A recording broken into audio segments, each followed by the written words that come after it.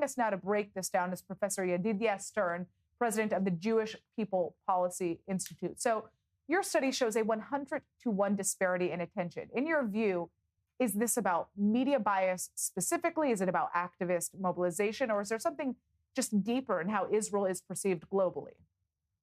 Well, there is a very clear bias against Israel and the IDF. We see it on all parameters.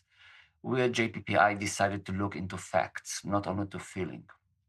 And we counted down the number of demonstrations against Israel in 22 days when the Gaza operation was very, very active, compared to what we just heard about what happened in 22 days in Iran.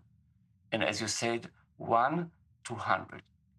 This is a double standard that is not acceptable. Every honest person should feel very bad when you hear that. And if you are a human rights activist, the way I am, for example, you really lose trust in the human rights organization in North America. You know, critics... It's very painful. Critics argue that Israel, as a democracy, as an ally of the United States, is naturally held to a higher standard. How do you respond to that? Is that a fair expectation in your opinion, or is it a double standard? I have expectation from Israel, from the Jewish people, to be the best they can be in using their violence against anybody.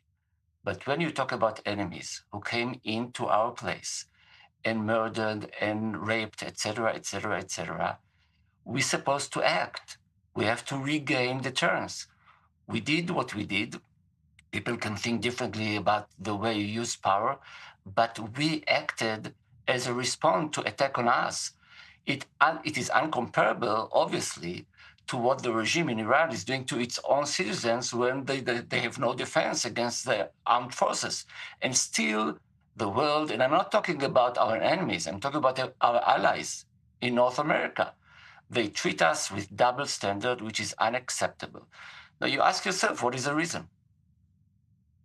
Well, you know, I think obviously the big question after carrying out, this report is beyond just identifying this gap, what practical impact is it going to have on the imbalance? Ultimately, I think most Israelis would probably say this is no surprise to us whatsoever. The government would certainly say that.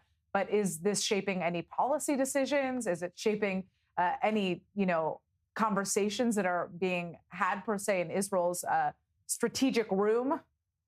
There's a big question whether this is anti-Israeli or maybe anti-Semite. How do you explain these numbers? I believe it cannot be explained as only anti-Israeli. It's not only against the government of the State of Israel or the way we act. It is something deeper. It is our responsibility to make this clear to honest people, and most of the people are honest, in the other side of the Atlantic and also in Europe. I think we need to use these numbers in order to make sure that people understand that double standard is not honest.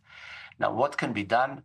Obviously, hasbara, we should talk about it. We should make it very clear. But I think on top of it, we in Israel look at anti-Semitism as if it is something against Jews outside of Israel.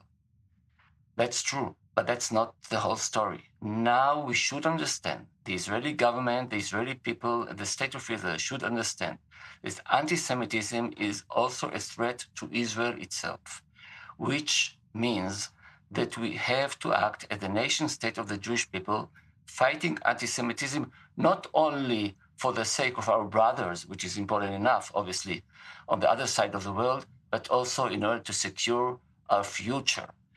As much as we use IDF to protect our borders, we need to think seriously about securing the future of the State of Israel, fighting anti-Semitism.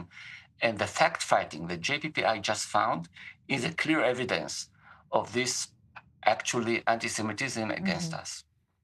All right. Well, I'd like to thank you so much for joining us and breaking this survey down. Very, very interesting. Thank you very much.